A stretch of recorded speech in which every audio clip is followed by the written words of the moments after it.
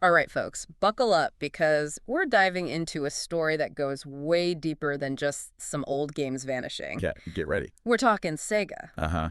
Sega is about to delist a whole bunch of their classic games from digital storefronts. Yep, that's right. We're talking about everything Yeah. from the Mega Drive / Genesis Classics collection Oh, yeah. to Crazy Taxi, Big one. even Nights into Dreams. Wow, yeah, that's a big deal. And the deadline is December 6th. December 6th, coming up quick. So you gotta act fast. Absolutely. So why should you care about this? Oh. Well, I think this move by Sega really gives us a glimpse Right, yeah. into some huge shifts happening in the gaming industry. Yeah, it's really a glimpse into how the economics of gaming are working. And how game preservation is working. Exactly. Exactly. I mean, it's not just about nostalgia. Right. It's about understanding where gaming is headed in the future. Exactly. As an industry. Yeah, so before we even get into the why, Okay. let's just lay out exactly what is going away here. Sure. And trust me, there are some big names here. Yeah, there are some casualties. Some casualties Oh, no. that'll make you raise an eyebrow. Yeah, for sure. For instance, Okay. the Sega Mega Drive / Genesis Classics collection on PC, Right. it's getting totally delisted. That's a big one. That means all those individual games Uh-huh. that are included in that collection, Yep. poof, gone. Gone just like that. And the implications go even deeper than that. Yeah, absolutely. Take Sonic Generations Okay. on PC Right. after December 6th. Uh-huh. The only way you'll be able to play the original version of that game Yeah. is if you buy a bundle with a bunch of other Sonic I'm games. just gonna have to shell out for the whole thing. You're forced into the bundle. Pretty much, yeah. Yeah. That's kind of the way it's looking. And then for fans of the Golden Axe series, Yeah. the delisting of the Vintage Collection, Right. that means saying goodbye to the arcade version digitally. Yeah, you won't be able to get that anymore. Wow. Yeah. It's a trend that we're seeing across the industry. This Mhm. isn't just a Sega thing. Right. No. This is happening everywhere Titles are vanishing left and right. all the time. Yeah. And while companies rarely give us like a real concrete reason, Yeah, they don't really tell us, do they? I think there are some pretty common threads here. There are some things that we can kind of figure out. Yeah, let's get into the why. Okay, let's get into it. Why is Sega doing this? All right. And what does it signal about the state of gaming today? Big questions. Big question. Yeah, let's see if we can answer them. Yeah. So I think a major factor here Mm-hmm. could be Yeah. that Sega, like many other companies, Right. they're looking to cash in Yeah. on the remaster economy. The remaster economy, tell me more. Yeah, think about the success of the Crash Bandicoot remakes Uh-huh. or the Spyro remakes. Yeah. It's not just about repackaging these games. Right. It's about tapping into that nostalgia That sweet, sweet nostalgia. and getting these games in the hands of a whole new generation of players. Right. The people who maybe didn't grow up with the originals. Yeah, exactly. Yeah, that makes sense. Mm. But, it makes you wonder, That's... are they banking on people double dipping? Oh, interesting. What about the players who already own these games? Yeah. Right. Is this a way to kind of force them to rebuy the same game with a fresh coat of paint? At a higher price. Yeah. At a higher price. That's the big question. That is the big question. And it raises some serious concerns about, Yeah. are we getting value? Yeah. And do we have a choice in this? Right, as consumers. Right, as gamers. Yeah. Another possibility, and that this could be happening at the same time as the remaster thing, is that Sega's clearing the decks for some potential remakes Okay. or even full-blown reboots. Now that's interesting. Right. Imagine a Jet Set Radio remake. Oh, I would love with like modern graphics, Yeah. modern gameplay. Bring that back. I'd be all over that. Absolutely. But, Yeah. I've been burned by remakes before. Oh, yeah. Like those GTA remasters. So not a good example. Really a shining example Yeah, those were rough. of how it should be done. Not at all. So, Yeah, you're right to be cautious. yeah, not all remakes are created equal. That is true. Some remakes will prioritize the shiny graphics Yeah. over preserving the soul of the original game. And sometimes, players want that original experience, warts and all. Warts and all. And plus, Yeah. from a preservation standpoint, Right? remakes can be a problem because the original often disappears Oh, that's a good point. when the new version comes out. That's a great point. Yeah. So even if the remake is objectively better, Uh-huh. there's value in keeping those originals accessible. Absolutely. It's about having those options, right? I think so. It's about understanding the evolution of a game. Yeah, seeing where it started. Yeah, not just seeing the final product. Exactly. But there's another trend that could be happening here Okay. that might be even more worrying. Even more worrying. What's that? It's the rise of subscription services Right. for retro games. Okay. You mean like Yeah. what Nintendo is doing with their online service? Exactly. You pay like a monthly fee. Uh, You get access to a library of classic games. that's right. Yeah. Precisely. Yeah. It's a model that's gaining traction. It is. It definitely has its pros and cons. Does. On the one hand, Okay. it makes a ton of games accessible Right. for a relatively low price. Yeah, it's not too expensive. Yeah, it's kind of like Netflix. Uh-huh. But for games. But for games. But on the other hand, you don't actually own anything. That's the thing. Yeah, you're just renting. renting. Exactly. That's the real crux of it. If you stop paying, Right. you lose access to everything. And that raises some big questions It really does. about what it means to own a game Right. in the digital age. Yeah, especially when we're talking about older games. Right. Games from the past. It's like, are we moving towards a future That's a good question. where we're essentially just renting our gaming history? Renting our history. That's a pretty big shift It is, yeah. in how we think about our relationship to the games that we love. It changes the whole dynamic. It really does. It really does. It's a trend worth examining. Yeah, for sure. I think we'll do that in a bit. Definitely. But before we get too lost Okay. in the doom and gloom Right. of games disappearing, Uh-huh. there's another side to this delisting story. Okay. I'm listening. Tell me there's a silver lining here. There's a silver lining. Good. Think of this as an opportunity for discovery. Okay. Sega is delisting a lot of big names, Mm-hmm. but there's also some real hidden gems on the chopping block. Hidden gems. Oh, I like that. Games that you might have missed the first time around, Uh-huh. but are absolutely worth checking out before they vanish. Before it's too late. Okay, you got my attention. Right. What are some of these overlooked treasures? Yeah. What should people be scooping up before it's too late? Well, for starters, Mm-hmm. any JRPG fan Yes. needs to take a look Okay. at the Phantasy Star series. Phantasy Star. I've heard of that. We're talking Yeah. deep, ambitious games, Okay. way ahead of their time. I have heard they're dirt cheap right now. Oh, yeah. You can get them for a steal. Wow. So this is your chance to experience a piece of gaming history Okay. without breaking the bank. All right. I like that. But if you're looking for something truly unique, Okay. Something really different. check out Comic Zone.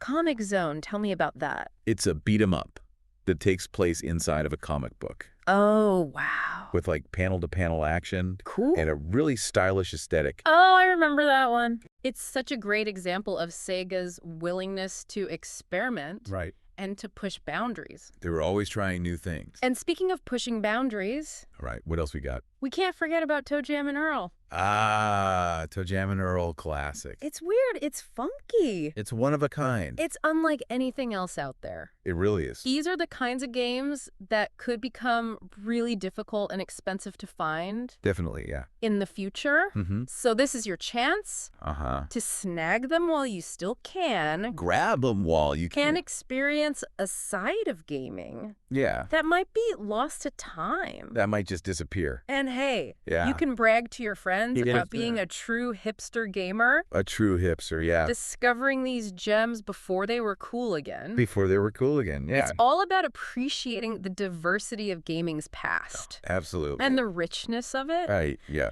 But before we go full on nostalgia trip here, we need to circle back All right. and tackle the bigger implications of all of That's this. the bigger picture. Because this delisting spree, Yeah. it's not just about individual games. Right. It's a symptom of a much larger issue. It's a sign of something bigger. What does this mean for the future of game preservation? Big question. And is the subscription model See? the only path forward The only way. for retro gaming? We'll dive into all of that in our next segment. We'll be right back.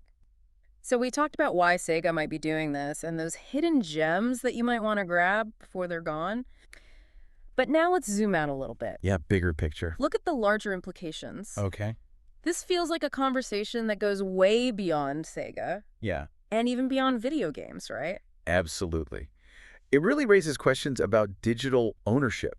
Digital ownership. When you think about it, Yeah. we buy these games digitally, but often what we're really getting Yeah. is a license Not license. to access them. Not even to own them. Exactly. And as we're seeing with these delistings, Yeah. that license can be revoked. It can be taken away. Poof, just like that. That's kind of unsettling. It is a little bit, yeah. When you put it that way, I mean, my digital game library, is huge. Mine too. What happens to all those games if a company goes bankrupt?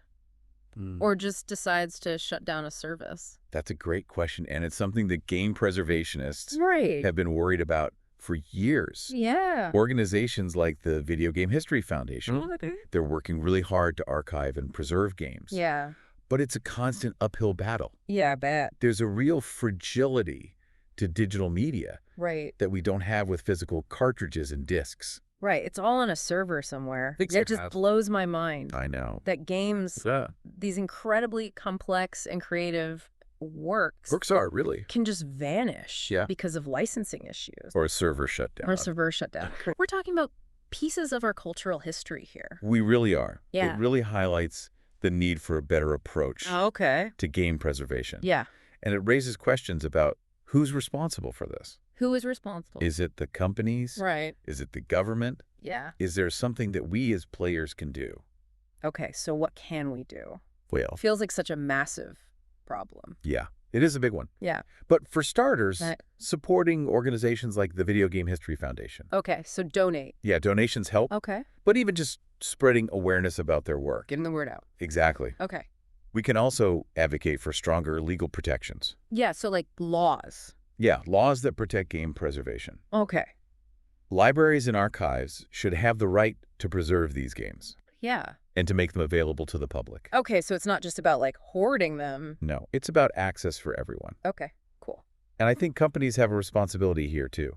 Oh, for sure. Wouldn't it be amazing if companies like Sega actually collaborated with these preservation groups? Right, to protect their own legacy. Exactly. Imagine a future where companies, preservationists, and players all work together. Yeah, all working together. To create a system that benefits everyone. That's a cool thought. A system where games are both preserved and accessible. That's the dream. I think so. Okay, so let's talk about that elephant in the room. Okay, here we go. Subscription services? The big one. Love them or hate them? It seems like that's the direction things are headed. At least for retro games. Is this a good thing? Is it a bad thing? Tough question. You mentioned the pros and cons before. Yeah. But I'm curious to dig a little deeper. Right, let's dig in. Okay. So, on the plus side, subscription services offer incredible convenience. Yeah. And affordability. For sure, like you said. For a low monthly fee, you get access to a huge library of games. It's like Netflix for games. And that has a lot of appeal. It does. Especially for casual gamers or people who are new to retro gaming. Yeah, it's a great way to discover new things. But like we said before, there are some big drawbacks too. Yeah, definitely. The big one. The big one. You don't actually own the games. You don't own them. You're just renting them. Just renting, exactly. It's like renting a house versus owning it. Perfect analogy. You have access. As long as you pay. But it's not really yours. Yeah, and what happens when a service shuts down? What happens then? Do all those games just disappear? Poof, gone. And what about those hidden gems that don't make it onto these services? Yeah, what about those? Do they just fade into obscurity? They might. Those are some tough questions. They are? It feels like we're trading convenience and affordability for control and ownership. Yeah, that's the trade-off. I think as players, we really have to think about these things. We do. We have to think critically about what we're giving up. Yeah, and advocate for a future where game preservation and accessibility aren't mutually exclusive. We need to find a way to have both. There's got to be a way. There has to be. It feels like we're at a crossroads in gaming. It does feel that way. The way we play and experience games is changing so rapidly. So rapidly, yeah. And we need to be mindful of the consequences. Absolutely. We do. And this is a conversation that we need to keep having. It is. What do you think about all this? Yeah, well, what do you think? Are subscription services the inevitable future? That's the question. Of retro gaming? It's hard to say. What are your hopes? Yeah, what are my hopes? What are your concerns? So many questions. So many questions, yeah. These are big questions. They are. And there are no easy answers. Nope. But that's what makes this so fascinating. It does. We're not just talking about pixels on a screen. We're not. We're talking about art and history. And the future of this whole medium. Exactly. So much to think about. So much to think about. But you know what? I think it's time to shift gears a little bit. Okay. And bring this discussion back to you, the listener. Okay, all right. You ready for a challenge? I think so. Okay, so to wrap up this deep dive, let's do a little thought experiment. Okay, I like it. Imagine you could only save one Sega game from disappearing forever. Wow, that's tough. Which one would you choose and why? My man, it's like choosing a favorite child. I know, right? But if I had to pick just one, Yeah. I think I'd go with Panzer Dragoon Saga. Panzer Dragoon Saga. Such a unique and ambitious RPG. Yeah. Stunning world, compelling story. Yeah.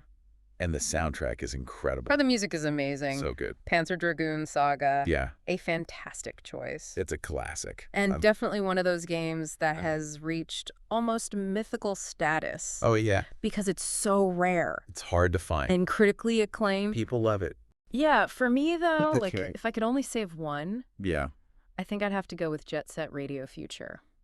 Oh, Jet Set Radio Future. That's a good one. It just perfectly captures that Sega magic. It does. It's stylish, rebellious, full of energy. And that soundtrack. That soundtrack. So good. Both excellent choices. They are. And it just goes to show What's that? the incredible depth and diversity of Sega's catalog. It's amazing. It really is. It's a shame to see any of these games go. It is. But hopefully this deep dive has inspired you to explore some of these games. Yeah, check them out. Before they're gone. Exactly. And remember, Yeah. if you want to see the full list of games that are being delisted, you can find it on our website. Go check it out. Go check it out. See if any of your favorites are on the chopping block. And remember, time is running out. Act fast. These games will be gone soon. So if you want to grab them, You got to act fast. you got to move. That just about does it for this deep dive. Yeah. Into Sega's delisting situation. It's been a journey. It has. We've covered a lot of ground. We have. From the specific games that are going away Right? to the wider implications The big picture stuff. for game preservation and the future of how we play classic games. How we access them, how we experience them. We talked about the economic factors driving these decisions. The money behind it all. We debated the pros and cons Yeah. of different approaches to preserving gaming history. It's a tough one. And we left you with some things to think about, Hopefully. some food for thought. About which games deserve to be saved. Yeah. And what role we as players can play in shaping the future of this medium that we love. It's up to us. It is. It's been a really thought-provoking conversation. And it has. And I hope so too. it's inspired you to not only revisit some of these classic Sega titles, Yes. but also to think critically Yeah. about the future of gaming as a whole. It's a big world out there. It is. Keep exploring, keep playing. Keep those conversations going. And until next time, Yeah. happy gaming.